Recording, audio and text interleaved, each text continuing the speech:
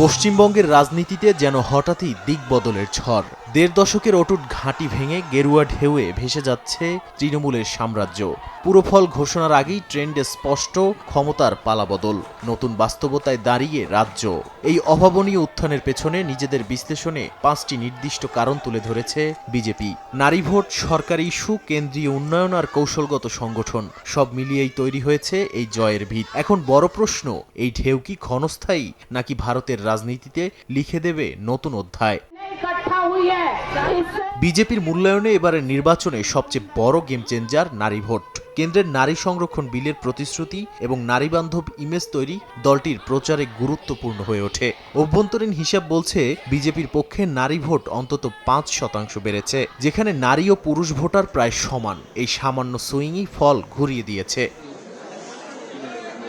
সরকারি কর্মচারী ও চাকরি প্রার্থীদের ক্ষোভকে কৌশলগতভাবে কাজে লাগিয়েছে বিজেপি। ৭ম বেতন কমিশন দ্রুত বাস্তবায়ন ও শূন্যপদ পূরণের প্রতিশ্রুতি বড় ফ্যাক্টর হয়ে ওঠে। এই বার্তা সরাসরি প্রভাব ফেলেছে কয়েক কোটি নির্ভরশীল ভোটারের ওপর।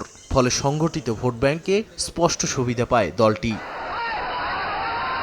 পুরো নির্বাচনকে কেন্দ্র করে তৈরি করা হয় মোদি বনাম মমতার লড়াইয়ের ফ্রেম। কেন্দ্রীয় উন্নয়ন বনাম রাজ্যের বঞ্চনার ইস্যু তুলে ধরে বিজেপি। প্রধানমন্ত্রী নরেন্দ্র মোদীর একাধিক জনসভা তরুণ ও মধ্যবিত্ত ভোটারদের আকৃষ্ট করে।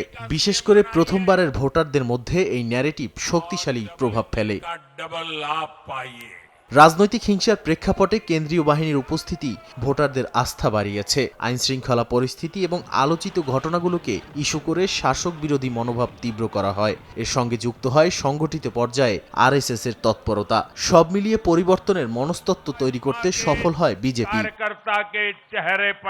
ভোটার তালিকা সংশোধন এবং ভুয়া ভোটার বাদ দেওয়ার প্রচার বড় ভূমিকা রাখে। দলের দাবি লাখ লাখ নাম বাদ পড়ে তালিকা থেকে, যা স্বচ্ছ ভোটের বার্তা দেয়। এই ইস্যুতে বিজেপির অবস্থান ভোটারদের একাংশে আস্থা তৈরি করে, তাই নির্বাচন ব্যবস্থার উপর বিশ্বাসও দলটির পক্ষে কাজে লাগে। নাদিম মারজান, সময় সংবাদ।